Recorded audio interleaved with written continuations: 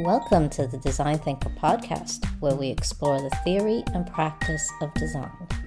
Hosted by me, Dani, and me, Peter. Hey, Peter. Hello, Dani. How are you? Good. How are you? I'm very well, thank you. Yes. We have another exciting episode, and we've got a guest here with us today. Yeah, it's going to be been looking forward to this one, Dani. I'm really excited to have this conversation. Do you want to introduce our guest, our listener?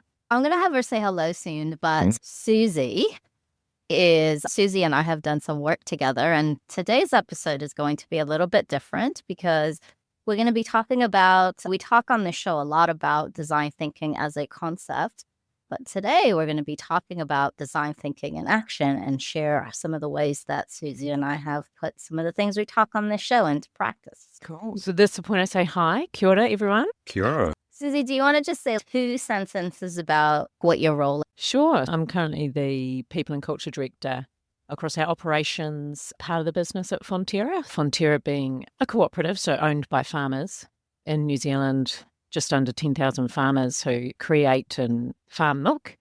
And the part of business I'm in, has just under 9,000 people. So that's everyone from tanker operators who pick up the milk every day and right through to the supply chain and quality testing and shipping it all around the world to about 130 or so countries and lots of customers. We make all sorts of things from not only milk, but high-end proteins, etc. Cheese. Yeah, and cheese, so much goodness, yogurt, the works.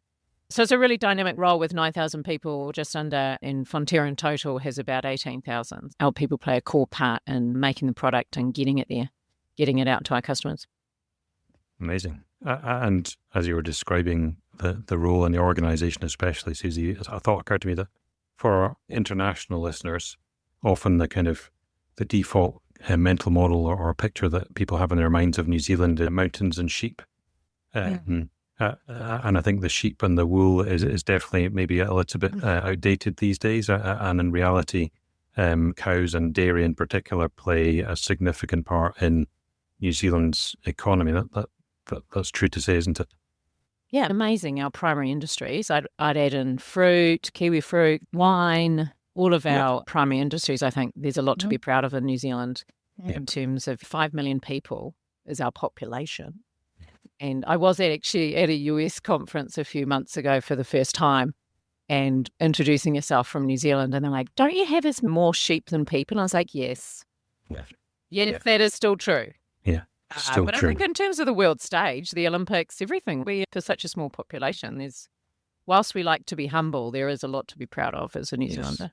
Yes. Tiny but mighty. Tiny but mighty. And that I won't get into what we're going to talk about today. I think it is one example of something different coming from New Zealand and something really interesting that has lots and lots of potential. I think back to you. Do you want to do a bit more introduction? Sure. I'm going to introduce this in the way that Suzie introduced it to me. Oh, cool. Oh, okay.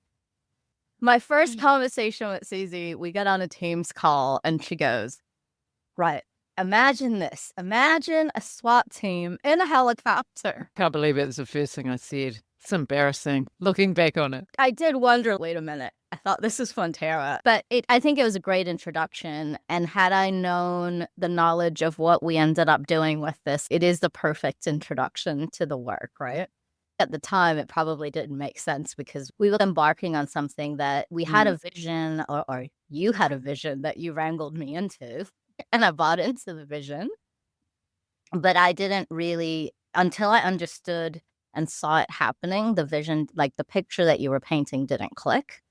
But your enthusiasm for the vision, that's what got me hooked. I'm like, I don't know how this is going to work, but I want to figure it out. So cool to hear that. The helicopter was just an analogy and a picture in my mind, really, where I think I was trying to articulate, hey, we've got this 20,000 feet strategic problem to solve.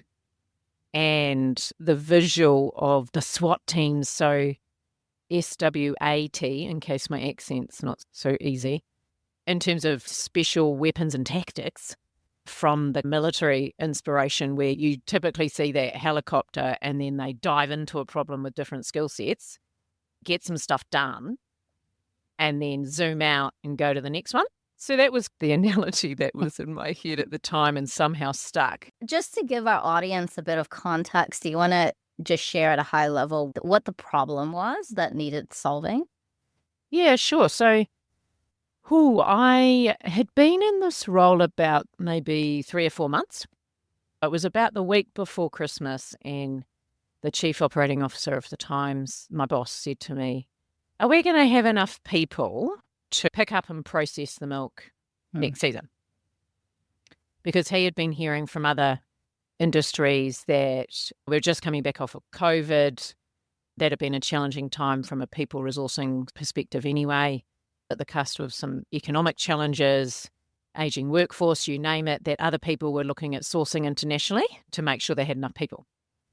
So meat industry, etc., others. So he was like, "Are we going to have enough people?" And I was like, "Let me come back to you on that." And I went to, obviously, colleagues in my leadership team who run manufacturing, supply chain, etc., and said, "Hey, this is the question. What are your thoughts? And what data do we have?" And so I went to my team and we pulled some data and also anecdotally what the leaders were seeing. And that was like, ooh, and it was predictive data. So just a call out to not perfect at all.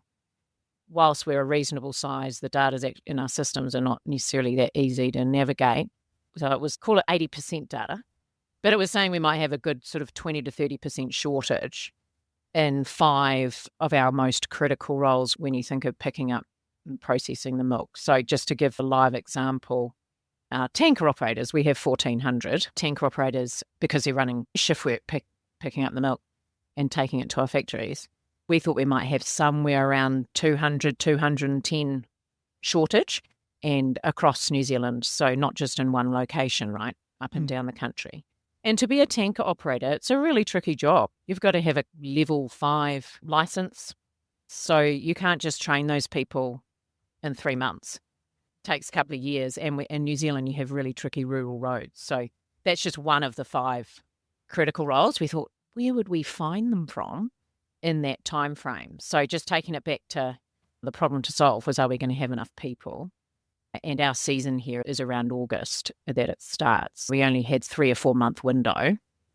We would only have 3 or 4 month window to find those people, train them up, and in terms of our way of doing things and food safety quality to get that season started. The other roles were things like lab technicians, etc. Again, really technical roles that forklift operators, process and packing operators up and down the country. 3 or 4 months in as well, I was like, ooh, the data's indicative, but that's quite a size of the problem.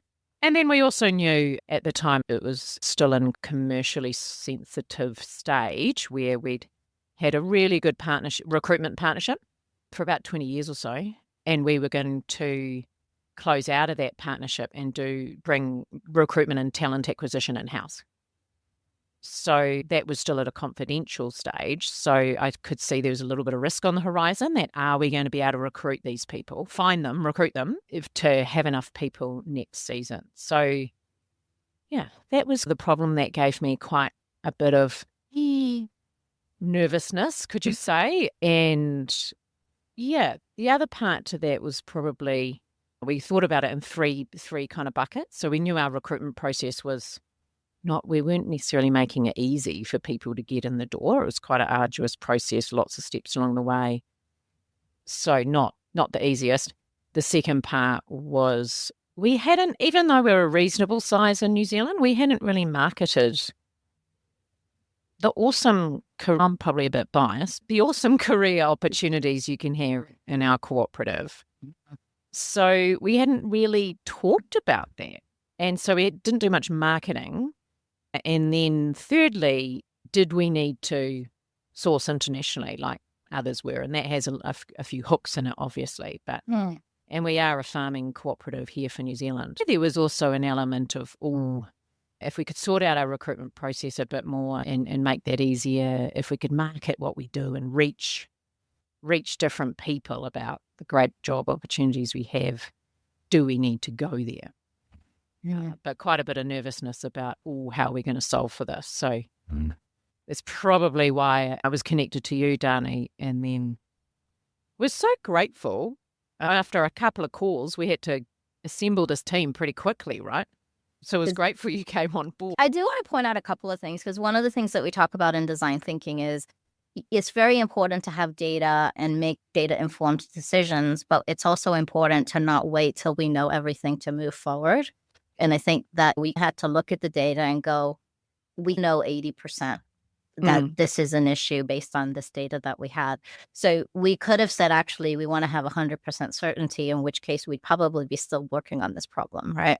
And have fixed nothing. Yeah, completely. That takes a little bit of bravery and also some pragmatism to go, this is where the data is leading us, but then we also know from the pain points within the business that we're all living through that this is the case, so let's just go do it.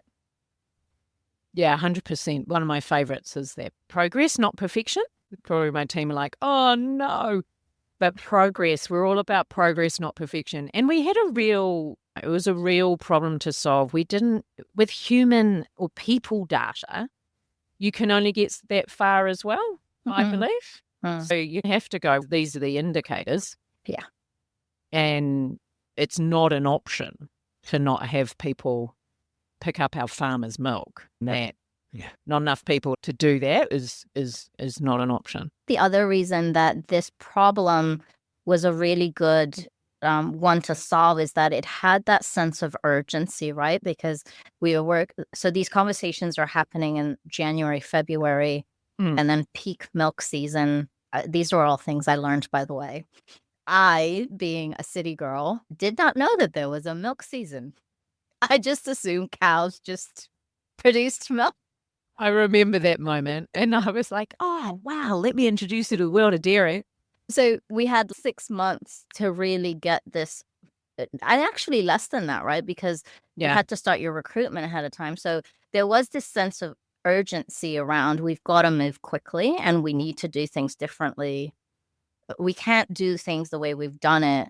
We need a different approach because time is of the essence. Yeah, completely. And that's probably where that's coming back to the crazy SWAT helicopter analogy was, here's the problem to solve. Who are the people we need to be involved on a SWAT team, which I think at the time I thought sounded exciting rather than let's get a cross-functional team. But that's what it was. Let's get a cross-functional team on the problem. So it was like, it's a SWAT team, let's go. And I remember someone saying, so does that mean we get weapons? I was like, oh, no. Just to be clear, no weapons in this situation. But yeah, so we quickly went, who needs to be on the group, connecting with the leadership team and who's going to give them the phone call first. So little human things like that matter, that I think now we've got so much technology. Calling each of those people, we split that up between the team and I to share the problem and share what we'd really love them to be a part of. And within a couple of weeks had our first call, which actually was going to be face-to-face, but in New Zealand at the time was when there was a lot of flooding. Unfortunately, some devastatingly, it ended up being quite flooding, but so we couldn't get, the flights were cancelled and we just got online. But it works, right? We got different people together. And in that first kickoff meeting, shared as the pre-read, the briefing document. So see, this is the data we have. We know it's not perfect. This is the 3 areas we think there's an opportunity in. But come to the first call with, what do you know? What do we know? What do we not know? Add to the picture, and then we're going to figure out how we're going to do this together. I kept saying to Suzie, we have to go slow to go fast, because everybody just wanted to come in and go, let's go fix this, which it's a little bit ironic because the whole point of SWAT was to jump in and fix things. But we also needed to take the time to, one, get on the same page, because these are people that haven't necessarily worked together before. And this was a very different way of working for them. But also for SWAT to be effective, you have to have a clear plan of what are we going after? And to really distill that down, I think we needed to go through 3 workshops. But once we landed that, it went pretty quickly. I remember that because we'd have a 15-minute quick debrief after the calls of getting it going. And you'd be like, now we're going to have to go slower here, Suzie. And you'd be like, which is beautiful coaching to me as well, right? Having to just go, wait, let's go slow to go fast. How are we going to chunk this down and bring in some beautiful design thinking, behavioral science. One of my favorites was which I hadn't heard of yet, was the now, next, later.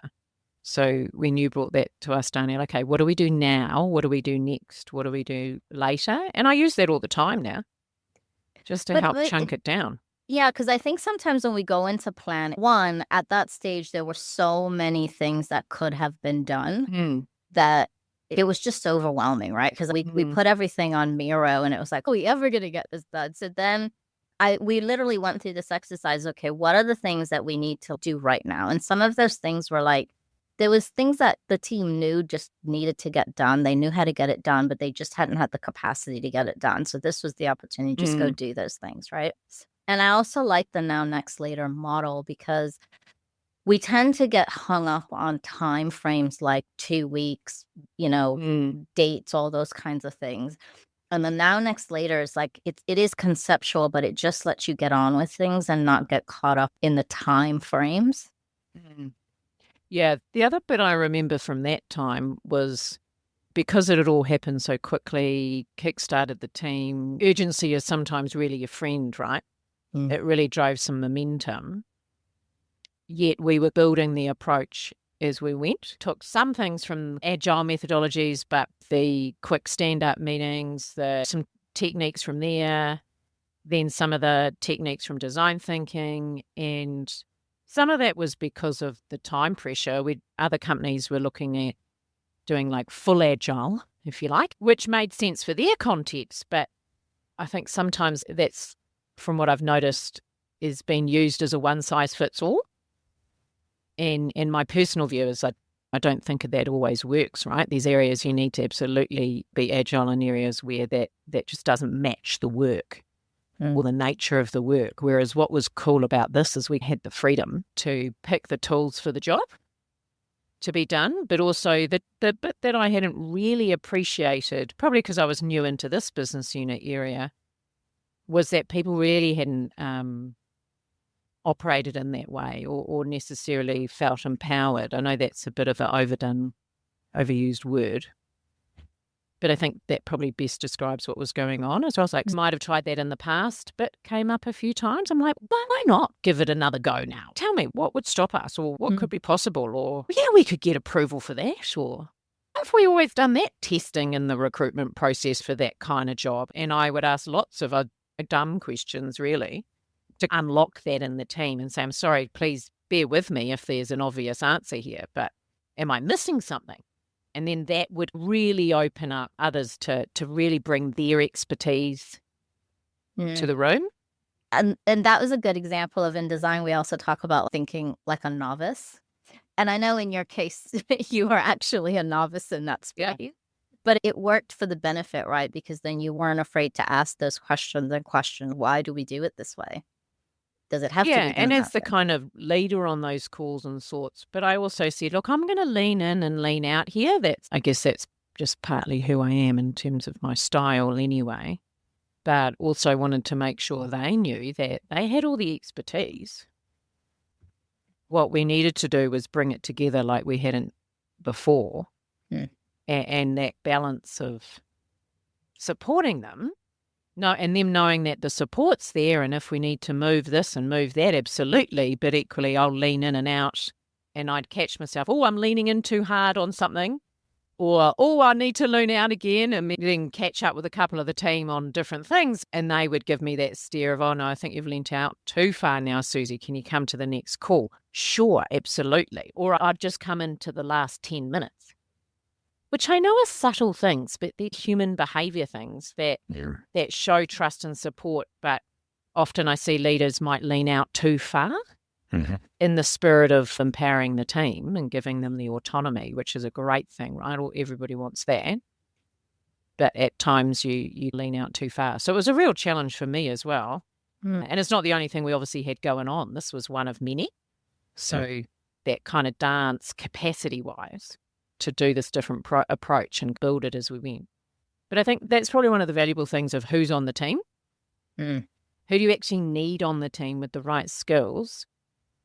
And then the impact players, which was just another fun way of saying you're a person that has some awesome skills, but you don't need to be there all the time. You can have an impact, absolutely, but come in and out.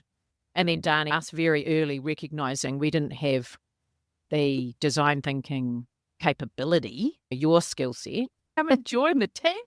In that context, probably helped having an external view in, because this was a new way of working for everybody. So not only did I bring the design thinking elements, but also bringing in just ideas of different ways that we could be working. And also, I didn't have any I didn't know much about the business. So I wasn't wedded to any one way of doing things like you. Like, I didn't know enough to take a side kind of thing, right? So Yeah, I go, what's the history with that? Oh, I don't know. So I think that helped. So just to frame this up, so the whole SWAT, the problem that we were trying to solve is making sure that we had the recruitment process in a very updated, streamlined, modernized way that was able to move quickly in the labor market that you were operating in, and making sure that the target state recruitment process was able to help fill the business need quickly. Making sure we had the right number of people. Yeah.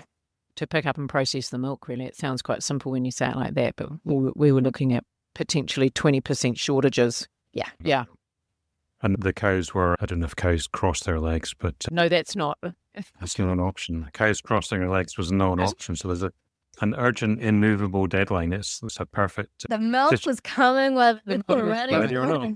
Okay, you go back up those tankers. Yeah, and there is that deep. We are a cooperative, right? Yeah. Our farmer shareholders, how would we, that kind of, Mhm. we explain that? This whole story for me, and Dani, you'll be familiar with the phrase, Suzie, maybe already, but one of my favourite phrases, I think it's attributed to someone called Perry Claiborne, who I think is maybe a professor at the Stanford Design School. He talks about, don't get ready, get started.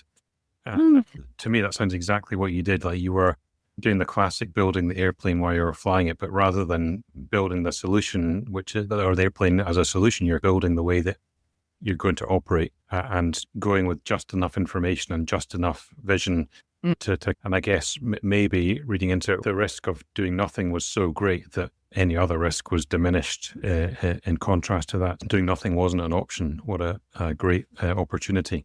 I'm interested in whether the organization was used to getting things up and running quickly. I know that the organization didn't have this capability.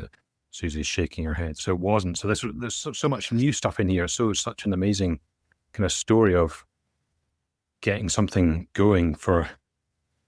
Yeah, I think what I noticed when I came into this area, I worked in a number of areas across Fonterra, but when I came into this area, I just noticed you had great expertise, great people in different areas, but there was something, and this is still a challenge for us that we're working on today, there was something about those people not necessarily coming together, and that cross-functional collaboration kind of word.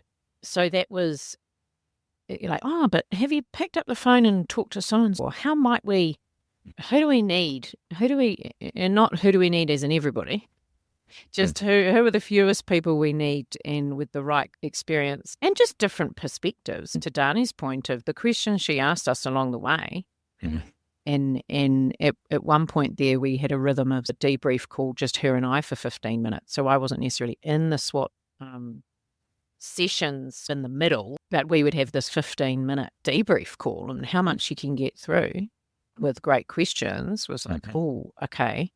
And what do we need to think about? So we were constantly adjusting. But it was definitely, and that's probably something I underestimated, to be really honest. I underestimated that people weren't necessarily used to working in this way.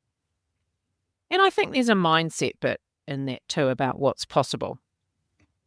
So sometimes when people have been in their jobs for some time, or I just think that's really natural, right? Whereas we were going, wait a minute, what's possible here? And one other part was the kind of marketing campaign that arguably you would have thought we would have done for the sort of size of organisation we were. But we got our people, so real people, in talking about what they loved about their jobs in a really cool, funky way, which we hadn't actually done before.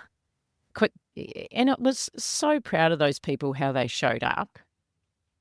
And so even that, some marketing campaign, but actually it was on billboards everywhere.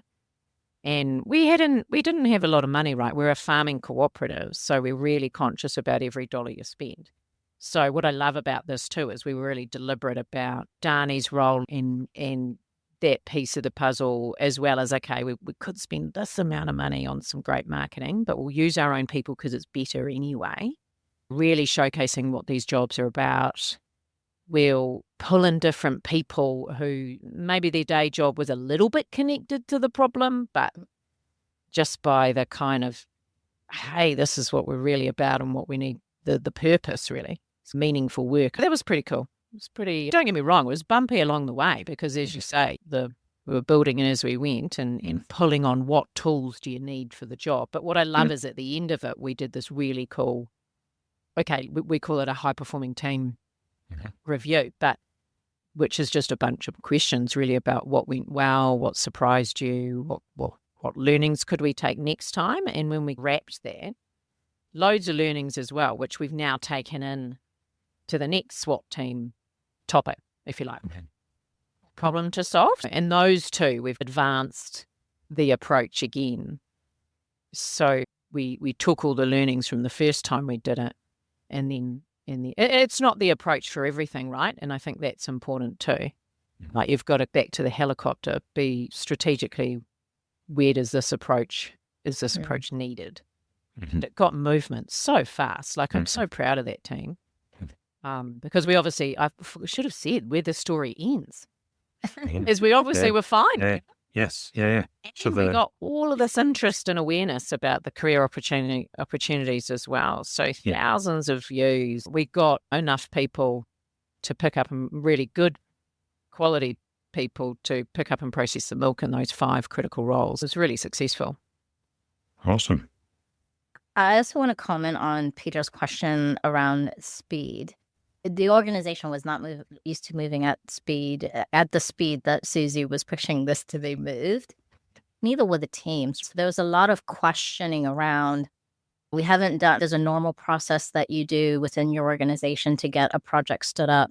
And people were still in that mindset a little bit and questioning, we haven't done all these normal things that we do, and really getting them to break up with, that is a way of doing projects, but that's not what we're doing here. And constantly having to bring people back on the path. And you'd get them on the path, and then they'd start questioning. We'd move along, and then they'd ask questions. They'd question, is this the right path? Should we? And then having the same conversation and keeping. So it wasn't just that we were trying to create change for the business, but we were actually trying to change the way we create change for the business.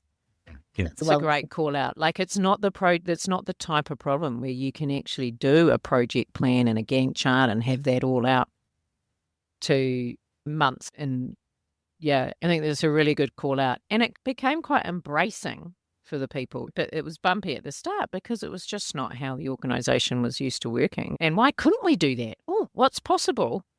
And what would be the next 2 moves? What's the next move here? Or what's the next 2 moves? Let's do that.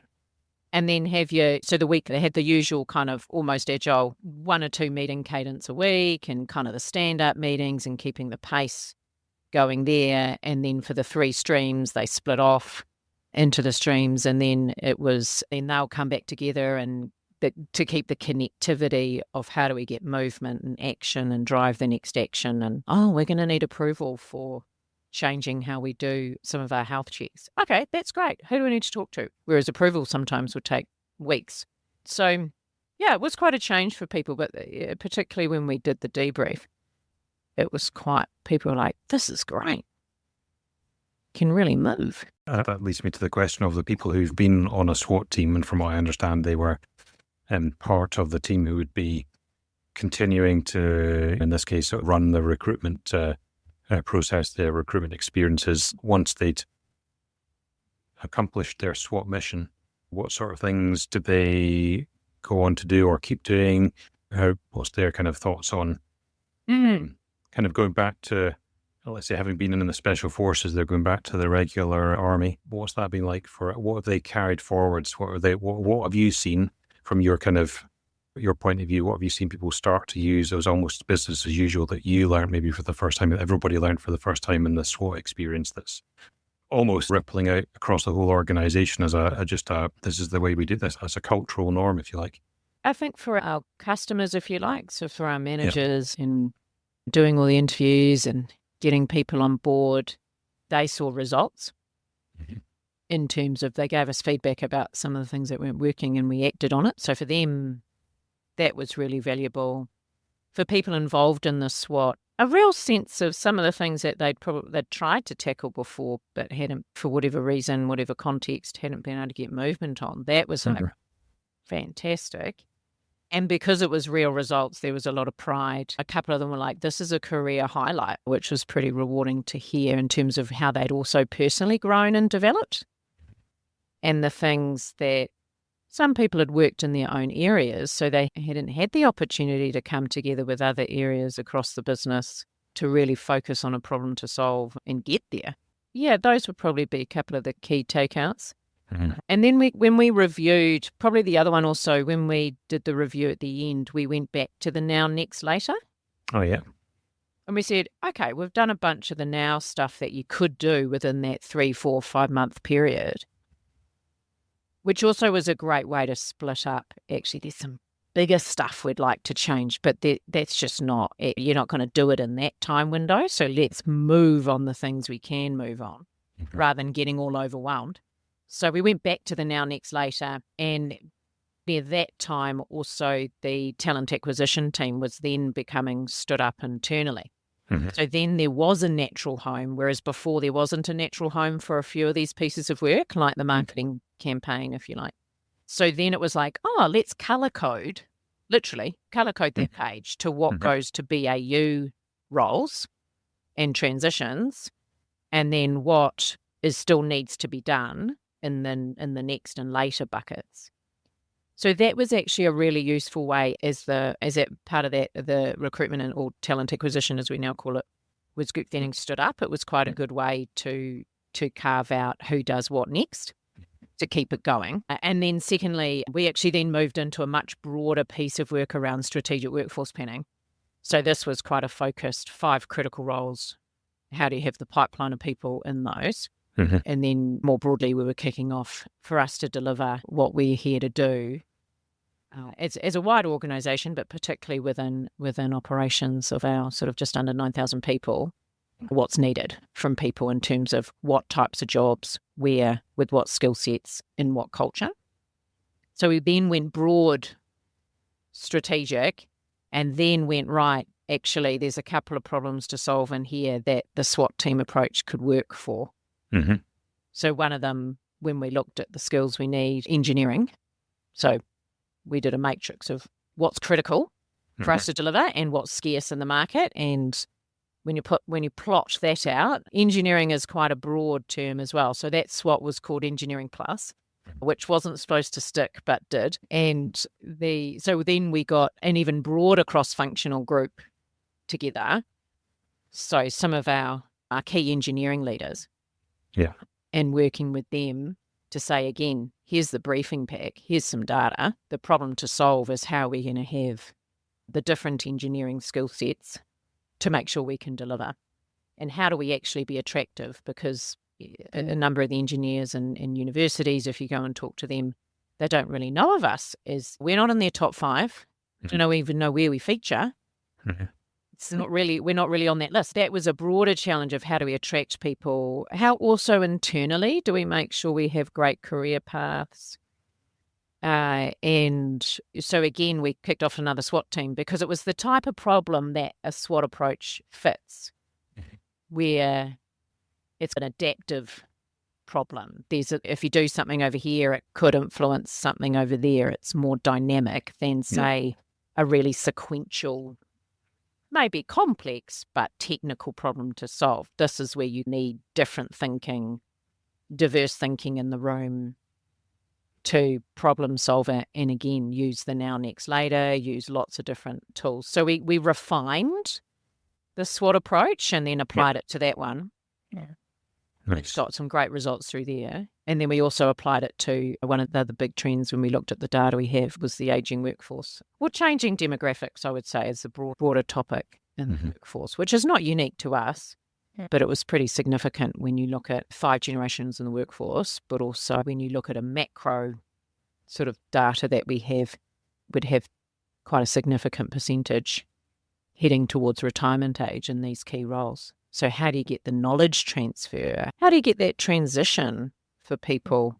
What this shows is the first SWAT that we did, it was really an experiment, right? Because I hadn't done that before. You hadn't done that before. And we were literally building the plane as people were boarding the plane and screwing on the wings. It wasn't a physical plane. Everyone was safe, just saying. Terrible safety joke, but important. Yes. No humans or animals were harmed in this experiment. That's what I was looking for.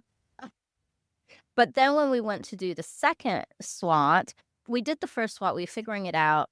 And then you start to wonder, it was successful, but is it repeatable? Were we successful because it was like a fluke? And so I think the beauty of doing it 2 more times now is that we've proven actually, yeah, this is a repeatable process. But I think the trick is SWAT isn't for every problem. So it's being very selective about, is this a problem that SWAT can help with, or is it actually a different kind of problem? So being very clear, and had you picked the wrong problem, then SWAT wouldn't have worked, right? Agree. The other bit we changed with the SWAT on Engineering Plus Plus, just for shorthand, was we also thought about, again, how you grow and develop people through these opportunities. So one of my team, I was like, this is a great opportunity for you. And they hadn't had any exposure to design thinking. And so I said to Dani, actually, for this one, can you do a 2-hour? They're smart people. So, do a 2-hour 101 on design thinking crash course. With 2 of the leaders of the next 2 SWATs, and also then be the coach behind the scenes with a little bit of the right, I think, external expertise and coaching and support. So that's a smart investment. To then the rest of it is this is not necessarily part of these people's day jobs. So you're really having also to say, hey, what's the capacity we've got to be able to solve for this problem? We need a little bit of that person, a little bit of that person, a little bit of that person. But what I think works about that is they're invested in this, in what you're doing, because it will help them ultimately, or is relevant to the people involved, like the engineering leaders. Like, this is really relevant to them and their teams. Also, to give that little bit of really purposeful support to someone, and they just fly. That's been awesome to see. So we tweaked also, what is the composition of the team? Like, who needs to be in there? With what skill sets? And for that one, another thing we changed was we did have the face-to-face as the kickoff. And so at the beginning of that face-to-face, actually said, before we get into the problem to solve, particularly with engineers, they love getting deep and technical on it. And I did make some terrible, don't over-engineer this jokes a few times on that day, because I was literally, we're not building a biomass boiler. So, sorry, that's very important to us because we're clearly sustainability, getting out of coal, and built these biomass boilers, which can take 2 years, and need very strong engineering. So anyway, I'll come back to design thinking and this sort of approach, but you're in a room with people who are really have that kind of, they're wired that way, they've been trained that way. So this is quite a different approach to say, we've got enough data, let's move. So actually the first session we did with them on that day, we said, don't worry, we're going to work on the problem this afternoon and you can really get into it. But firstly, we're going to do this live exercise that is actually about collaboration, because it's an overused word. So I'm not going to stand here and give the theory. We're actually going to do it by an experience. And so we did this awesome, one of those exercises where they have to actually, they've been given a whole lot of information and they have to collaborate to get the answer, and it's a little bit competitive and the way they went. And then we're like, okay, so what's the debrief there? What worked, what didn't? How did you work together? What did you learn from that you can then take into this SWOT approach? And I did put up the picture of the helicopter, because I also said, you're all going to ask me why it's SWAT, and this is where it came from. But, don't go too far in the analogy. No weapons. Yeah. But again, it was, let's start with the how rather than before we jump into the problem. Yeah. And I do think there's a lot of talk about how amazing technology and hybrid and all of that is, and you can do a lot through Teams calls, but kicking off face-to-face was, you just accelerated a bit of the trust and a bit of the approach that then helped when they're online and running at pace. One of the things that I really found fascinating about the first SWAT is that we actually ran the whole thing virtually. It worked because in the first SWAT, we didn't actually pull in the business, and there was some reason for that. So it wasn't true human-centered design in that sense. So I think it worked in the first SWAT because there was some, even though there weren't strong relationships, but it was a homogenous group of people in the sense they were all part of the people team. Whereas in the second SWAT, you were pulling in HR people and engineers, and that needed to build trust quickly, right? So there's not a lot of strong connections there. So we need to value that the first team, even though they worked virtually, accomplished amazing things, which proves that you can do a lot of things virtually and do it well. You've got to think about who's in the room, who's part of this, and what do they need to connect and be able to do things more effectively. What people have in common to begin with, who's got a shared language. Sounds like the first group, they had a lot in common. They were already using a shared language. They were part of the same group already, so that definitely would have made a difference. And then presumably in the other two, once you'd had the kickoff, then people were dispersed again and came back together virtually, Suzie?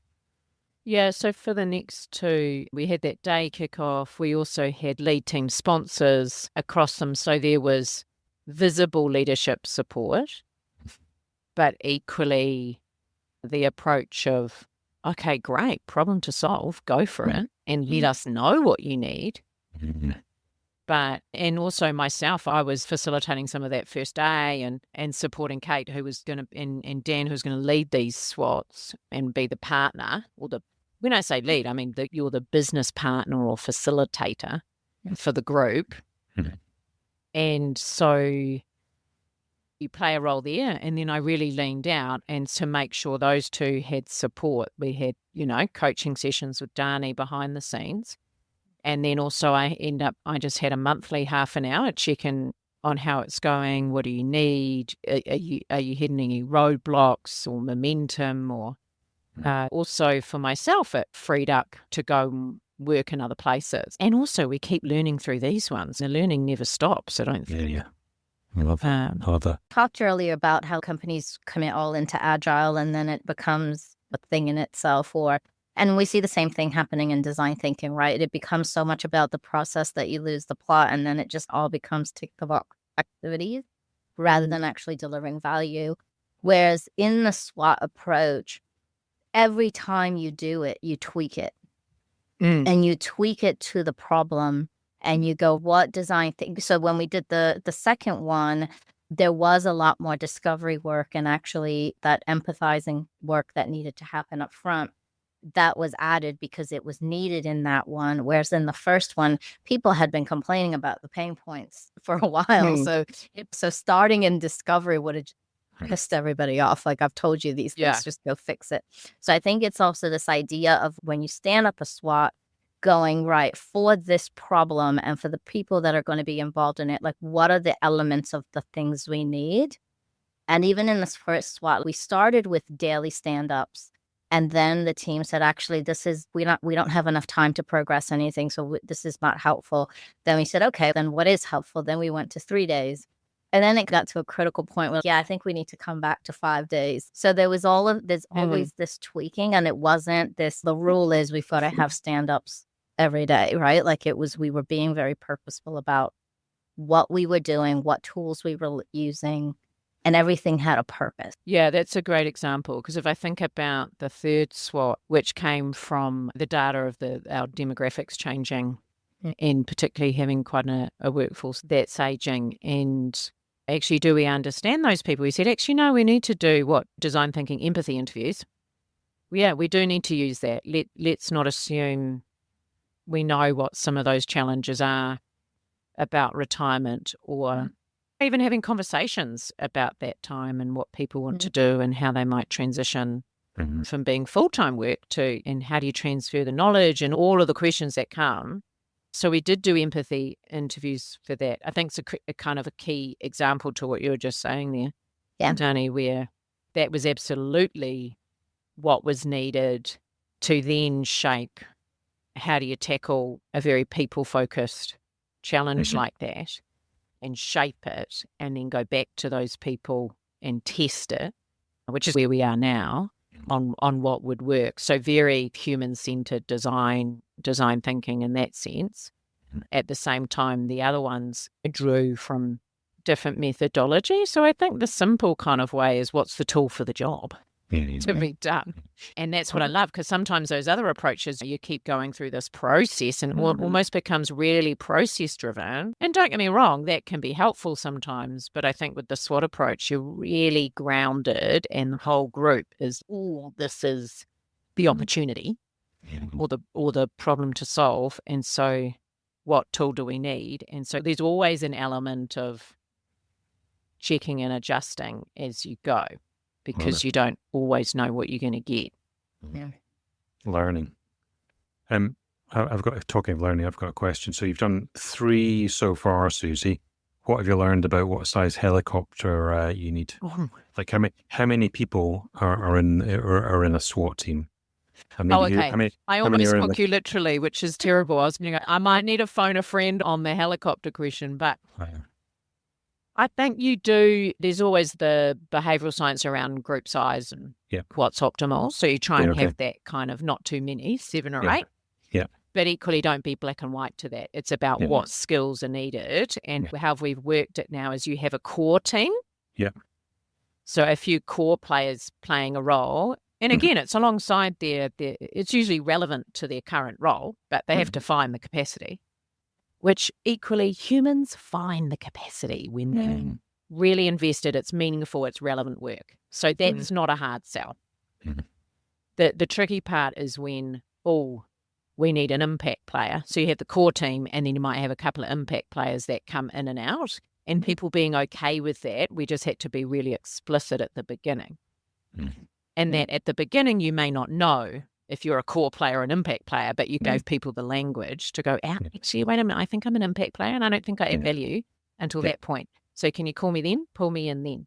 So there's a core group, your impact players, and then you are checking and adjusting as you go. So that's some of the learnings of making that really clear at the front, because normal day jobs, I think you could actually apply that same thinking. Yeah. But people still find it hard to say, I don't think I need to be in that meeting. Or I don't think I need to be there. I think that's actually an interesting one that we could unlock more broadly. So where my mind was going, the whole thing to me sounds, it's an amazing learning machine, almost a learning system within the organization, that the organization is learning to solve problems in a particular way. The people involved in that are also learning how to do that, and that kind of layer in between of what you just described. If the organization pays attention to it, it's learned something new about how people can make decisions about how they contribute, help them learn that it's not necessarily the job that they're doing, that they're being asked to do, that is of value. It's how they do that job and how they think and how they operate that is of even greater value.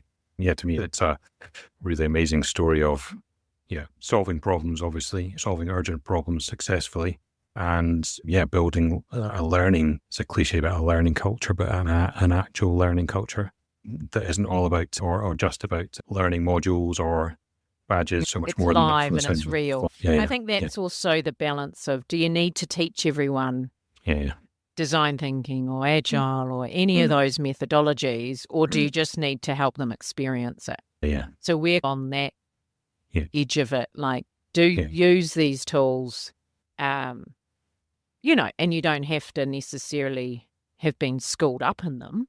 Yeah. You've got someone in the room who can, who's facilitating you through it, because they're very easy kind of tools to use. That's a really great point, because when we started this thing, the first SWAT, we did not do like a design thinking workshop. And actually, I didn't even talk about design thinking. But everybody experienced design thinking because I was bringing in the tools and the concepts, but I was bringing them in as they were needed. So people were learning, like now, next, later, let's bring that in because it actually makes sense for us to talk about how we organize our work that way. We did the journey mapping of the pain points, brought that in because at that time, in that context, it made sense. And I just brought it in. I showed them what it was and they just went to work on it.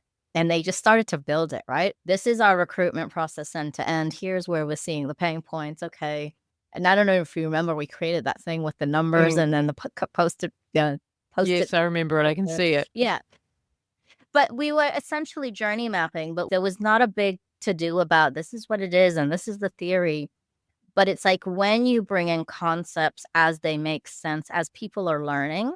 So then they learn the thing, but they learn the thing because they're applying it to the real world. And it's not them sitting in a classroom wondering, how am I going to use this in the real world? You used it in the real world and now it's... And there's no resistance to it either, or no kind of, oh, what's this tool or what's this?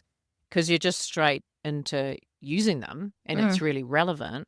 I think also back to the learning culture bit, which is a sort of a cliche. I mean, it's, yes, yeah, it's a bit of a cliche, but I think the art of this and the tools as well means they don't get to it. You don't get too attached to any one particular idea because it is the classic, some of the agile thinking, I guess, you bring into it, which is the classic, oh, let's just go test that, see if it works. And you're not that attached to it. So you also take the feedback or the different perspectives much more lightly and you take them on board rather than working for months and months on something and then sharing it with your customer or whoever, whether that's an internal partner or whomever is.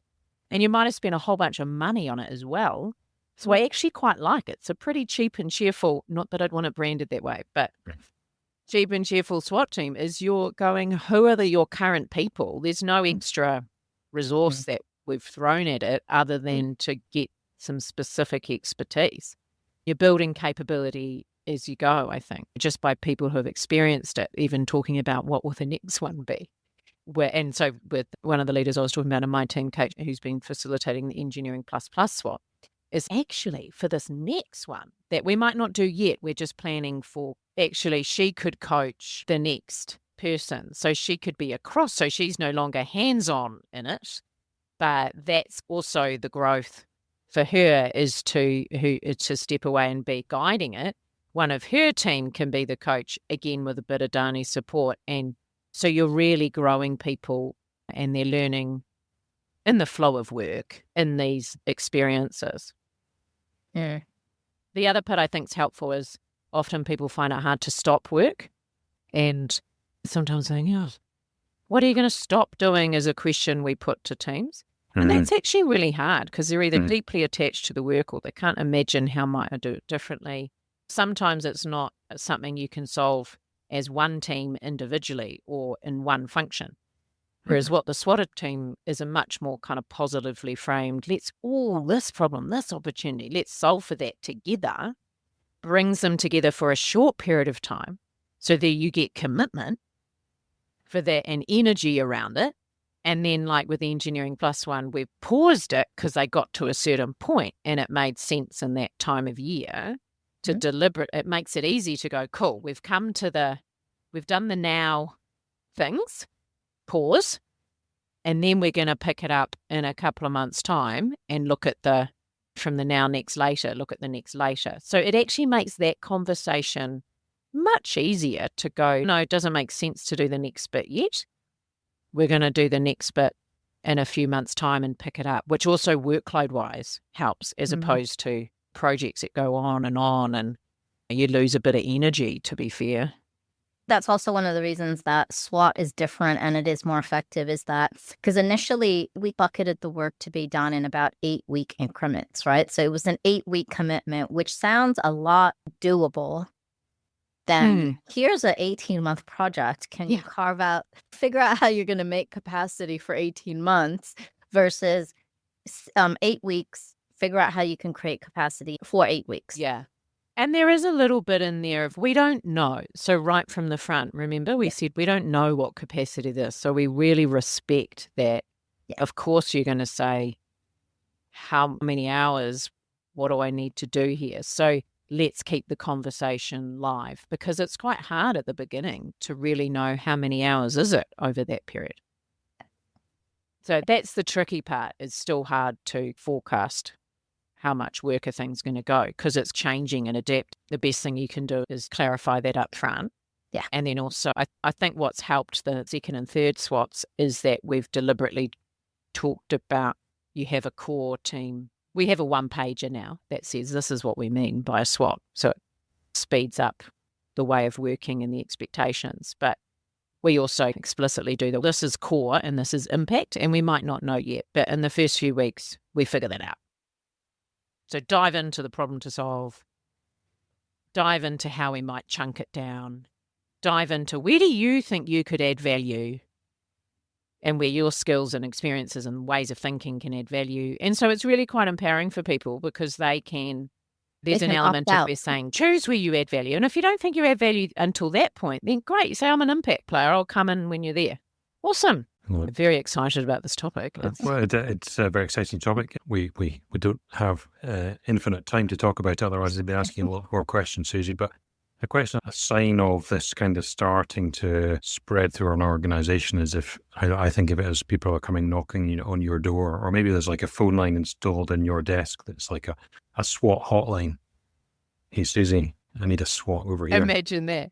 Have you had people asking you what SWAT is from far and wide at all, or from nearby? Yeah, we've had a few people say, maybe we should do that SWAT approach. Maybe we should do that cross-functional teaming. Yeah. And then I think that's probably one of the things that Dani's helped me with, has given me a nudge recently and said, we should write this up. We should do a white paper on it and actually take the time to do that, because that's probably a bit of my personality where I'm like, let's get on with the work and add value, and what's the next SWAT, and let's keep moving. Yeah. But there is value in stopping and telling your story, hence coming on this podcast today was actually, it's great to reflect on and actually tell the story so it can help others. Yeah. But equally, people are now saying, what a SWOT approach, so I think writing down and packaging up how it works so others can have value. Yeah, we're starting to get the questions, so we thought we'd write it up. Nice. I love it. Deservedly, from what I know of it, it does sound like a great approach that combines our old friend Agile, bit of cognitive science, and of course design thinking and action. So great story. Thank you for sharing it with us today, Suzie. Thanks for having me. It's particularly relevant for there's so many challenges. There's so much going on in the world or wherever people work in organisations. And the need for change has never been faster. Yeah. And so this kind of approach, what's also been really rewarding is you don't need to know everything. You don't need to be the expert. You just need the right combination of people in the room. And then you need to set it up with the right mindset and the vibe in the room, so that you do get the best of people and they can bring all of that. But once you set it up that way and you keep fostering it as you go, it's really the results you can get and fast are pretty awesome and faster than you would before. So it stops some of the overthinking. It stops the actually, I need to be an expert before leading this. No, I don't. Be like, Dani, come on board. Yeah. So you get the right people in the room. It's really, we can do amazing things as people, I think, when you do get the right mix. Definitely. Definitely. And to Suzie's list, I want to add one other thing, and it's autonomy. This is what you did brilliantly, Suzie, is you brought the team together, you laid out the mission, you set some boundaries, and then you got out of the way. And you came in when you needed to, but you didn't become a bottleneck, right? The team wasn't having to come to you to go, is this okay? Is this okay? Is this okay? There wasn't this constant need for approval. It was get on with it. And then there were some moments where the team were like, I don't know about this. And then we said, okay, let's bring Suzie back in. So if you want to move teams along faster, if you want to solve problems faster, if you want to get on with change faster, actually giving teams autonomy to make the decisions that need to be made. And that has to come with balance, right? Because obviously you can't have teams making And they weren't making these decisions that they were making. They were all reversible decisions. They weren't going to put the company at financial risk or regulatory risk. And the team understood, like, the things that we brought Suzie in on, or the things where the team felt like, I don't know if this is a regulatory thing or it's just something we've done. So we brought Suzie in, and Suzie said, I don't know, let's go talk to legal. And it turned out it wasn't a legal thing. It was just a thing. So giving people autonomy, but also teaching them when they need to reach out to leaders, and then leaders learning how to stay out of the way. Great point. Nice. All right. So we usually wrap up our podcast with each of us sharing something that we're taking away from this conversation. So Suzie, as our guest, you can go first. Oh, I was hoping to go last. When you said that, the thing that came to mind was, just the main takeaway for me was actually just grateful to be invited to tell the story, but also to be asked the questions and stop and pause and reflect on how far we've come. And we've still got a way to go. This journey never ends, and we've learnt so much. But yeah, thank you both for inviting me, and just the work that we do, really. It's pretty cool. Thanks for making me stop and share it. Peter, do I hand to you? You may, and I accept your baton. My takeaway is, goodness, there's so much and so many. Where do I start? One, it's a great real life story of design thinking in action.